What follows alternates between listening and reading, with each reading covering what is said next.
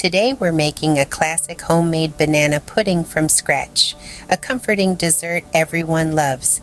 So let's mosey on into the kitchen, shall we?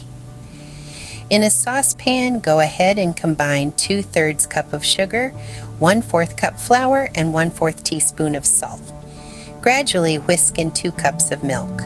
Cook over medium heat and make sure to stir constantly until thick. Temper 3 egg yolks, then add them to the mixture, cooking for another minute.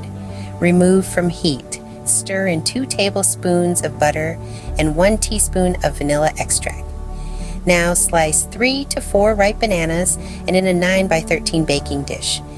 Layer vanilla wafers followed by banana slices and pour over some pudding.